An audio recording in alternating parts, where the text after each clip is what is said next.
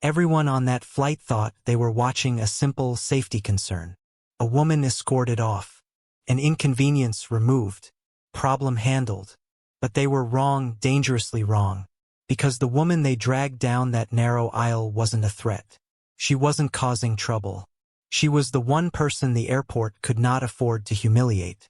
10 minutes after she touched the terminal floor, operations froze, flights halted, alarms triggered, and the entire airport realized they had just pushed out the only person who could save them. Arielle Turner lived her life in silence. Not weakness, but focus. A cybersecurity analyst trusted by federal agencies, she had spent years designing emergency response systems for both major airlines and airports.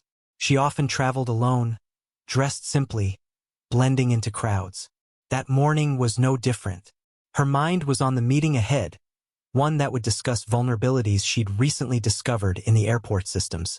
As she boarded the flight, she felt the usual exhaustion from long weeks and endless responsibility. She took her seat, pulled out her tablet, and reviewed encrypted documents. She didn't notice the woman 2 rows ahead glaring at her. She didn't notice the nervous shifting of another passenger who mistook her quiet focus for something suspicious. She didn't notice the whispers. She was just trying to work. But sometimes, being quiet, black, and focused meant people wrote their own stories about you. Stories rooted not in truth, but in fear. The moment the flight attendant approached, Arielle felt the air shift. There was that rehearsed politeness, the kind used when someone has already been judged before they even speak. Passengers looked up, curious, hungry for drama. The attendant asked her to step off the plane for a quick check. Quick checks are never quick. When she reached the jet bridge, 2 security officers waited. They didn't accuse her of anything directly, not at first. They talked around it. A concern from a passenger. A behavioral flag. A vague safety protocol. All hollow phrases that sounded official while meaning nothing. She stood still, letting them speak, letting them assume. Inside the aircraft, someone peeked from behind a curtain, watching the show. Phones were recording. People were whispering. No one questioned the absurdity of removing a woman who hadn't spoken a word since boarding. When the officers finally realized they had nothing, no cause, no evidence, no wrongdoing, they cleared her. But the airline refused to reboard her, citing passenger comfort. Passenger comfort. As if her existence disrupted the air. Arielle felt a familiar ache. Humiliation wrapped in professionalism. But she didn't argue. She didn't protest. She simply picked up her tablet and walked into the terminal. That was their mistake. Because the moment she left, the system she designed registered her unexpected departure and began preparing for shutdown protocol.